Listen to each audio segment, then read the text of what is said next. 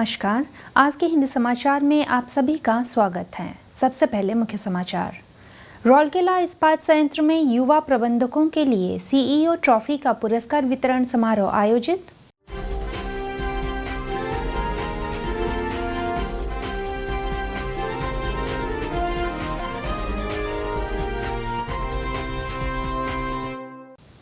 और cell RSP में cell के कहानी लेखन प्रतियोगिता के विजेता सम्मानित।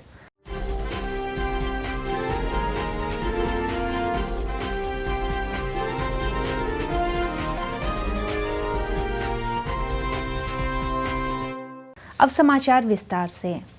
राउरकेला इस्पात संयंत्र के सीईओ सम्मेलन कक्ष में 27 अक्टूबर को युवा प्रबंधकों के लिए सीईओ ट्रॉफी के पहले संस्करण का पुरस्कार वितरण समारोह आयोजित किया गया था। आरएसपी के मुख्य कार्यपालक अधिकारी श्री दीपक चटराज समारोह के मुख्य अतिथि थे। समारोह में कार्यपालक निर्देशक व श्री पी.के. दास, कार्यपालक निर्देशक कार्मिक एवं प्रशासन श्री राजवीर सिंह, कार्यपालक निर्देशक सामग्री प्रबंधन श्री डी.के. महापात्र, कार्यपालक निर्देशक परियोजना श्री पंकज कुमार, मुख्य महाप्रबंधक वित्त वन लेखा श्री प्रवीण निगम उपस्थित थे। मुख्य महाप्रबंधक, विभागाध्यक्ष और अन्य वरिष्ठ अधिकारी भी वर्चुअल मोड में समारोह में शामिल हुए। उल्लेखनीय है कि 5 एकीकृत इस्पात संयंत्रों में एमटीआई रांची द्वारा युवा प्रबंधकों के लिए सीईओ ट्रॉफी का पहला संस्करण पेश किया जा रहा है। राउरकेला स्टील प्लांट के एचआरडी सेंटर ने कार्यपालक निर्देशक कार्मिक एवं प्रशासन के नेतृत्व में 15 अक्टूबर 2020 को सफलतापूर्वक प्रतियोगिता का आयोजन किया था।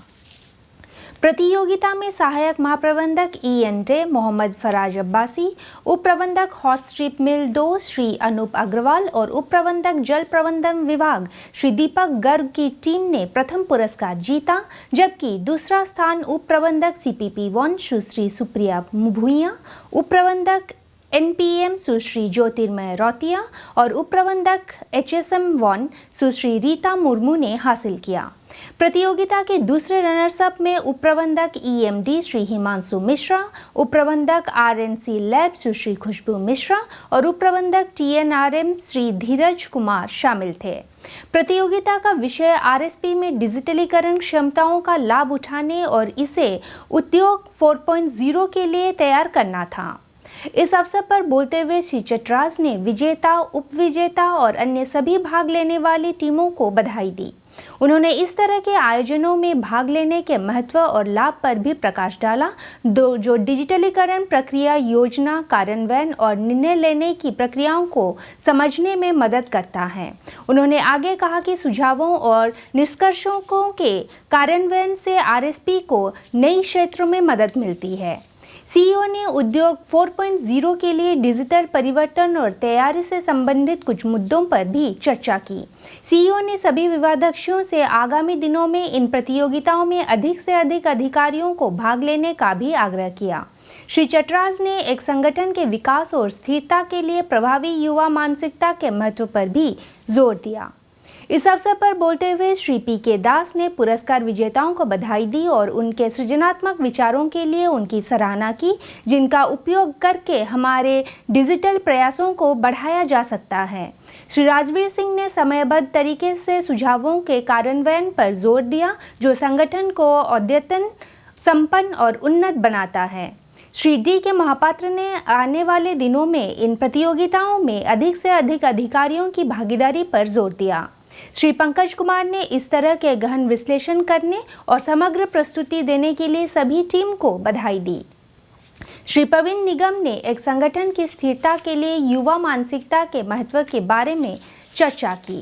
प्रबंध में महाप्रबंधक प्रभारी एचआरडी सुश्री राजश्री बैनर्जी ने सभा का स्वागत किया। समारोह के दौरान तीनों टीमों ने अपनी अपनी प्रस्तुतियां दी।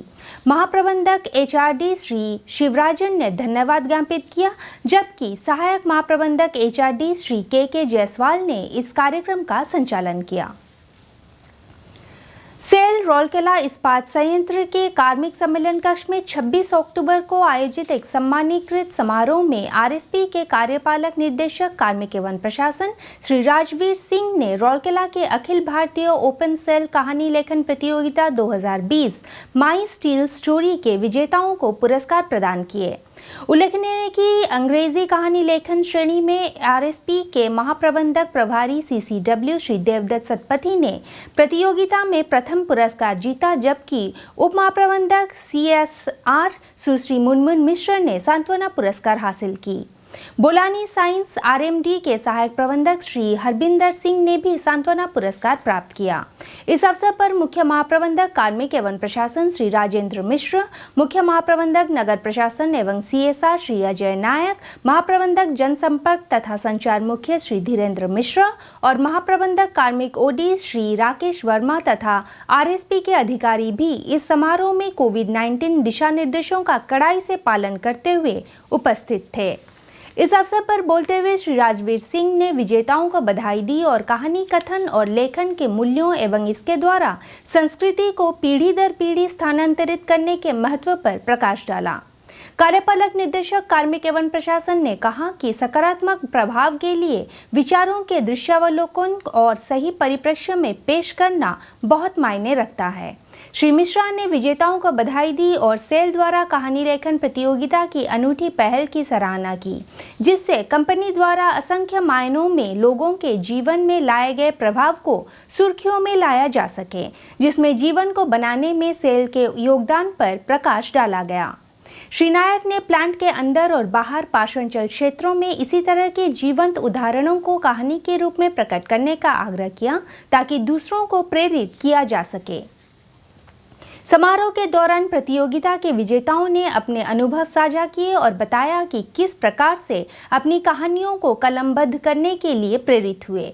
प्रारंभ में श्री धीरेन्द्र मिश्र ने सभा का स्वागत किया। उप महाप्रबंधक जनसंपर्क सुश्री अर्चना सतपथी ने समारोह का संचालन किया एवं औपचारिक रूप से धन्यवाद ज्ञापित किया। उल्लेखनीय है कि स्टील के उपयोग के बारे में लोगों में जागरूकता पैदा करने के लिए कंपनी द्वारा कहानी लेखन प्रतियोगिता एक पहल थी। प्रतियोगिता का विषय सेल लोगों के जीवन में एक सार्थक अंतर पैदा करता है।